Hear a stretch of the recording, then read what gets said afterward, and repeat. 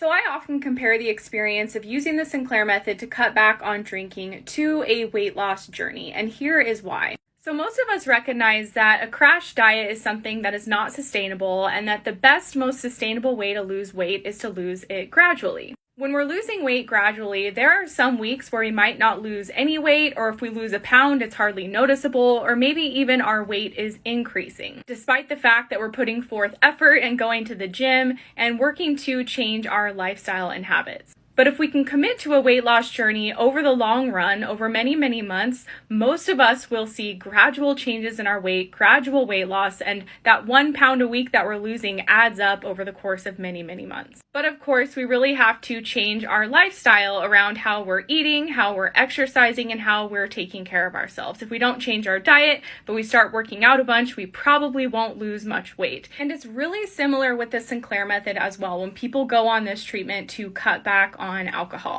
For most of us, the changes with the Sinclair method can be so subtle week over week that it's really easy to ignore or dismiss or feel like it's not working. We can also go through phases where our drinking is decreasing and other weeks where it feels like it's increasing, even though we're doing everything correctly. Through this process, yes, we're taking naltrexone, which is helping our brain to unlearn the patterns of alcohol use disorder, but we also have to change our lifestyle and our behaviors like we would if we're trying to lose weight. We have to discover new coping tools, discover other hobbies and ways to spend our time outside of drinking, and really create a life that revolves less around alcohol. And this is all in addition to naltrexone and the Sinclair method. And for most of us, this treatment protocol is something that really needs time to work, like a weight loss journey. You know, those small, subtle changes that really add up over the course of several months is really how people achieve success with TSM and have sustainable results with the method. I often equate a crash diet with weight loss to going totally abstinent with alcohol. For a lot of us who are drawn to the Sinclair method, we've tried probably quitting alcohol cold turkey, and oftentimes it's not sustainable and we end up relapsing again because of the alcohol deprivation effect. So if you're considering the Sinclair method or if you're on it, I just definitely encourage you to think of it like a weight loss journey. If you want to make sustainable changes in your drinking, then give this treatment time to work. Expect that the changes are going to be gradual but continuous so long as you're consistent with it. Recognize that some weeks it's going to feel like you're doing everything right, yet somehow your drinking is increasing.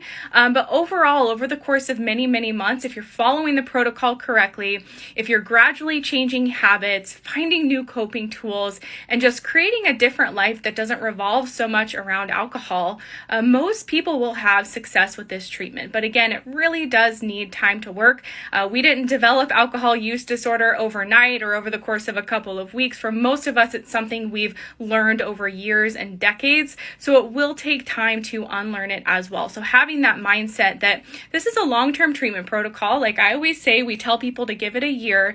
To be in that frame of mind will help you so that you don't have unrealistic expectations at the results you're going to see with the method. Just like weight loss, if you start changing your diet and exercising and you're really disappointed because 2 weeks in you haven't really lost any weight, we know that that's not a reasonable expectation in most cases. So to really think about it like this long-term journey that's going to need time to work, but if you're consistent with it, if you're making these subtle changes, and if you're noticing and celebrating these small wins that you're having each and every week, that's going to help you stay committed for the long term on this treatment protocol. So I hope that helps. As always, guys, if you want support with the Sinclair method, we would love to have you inside of our program. You can learn more and get started with the link in our profile. Bye for now.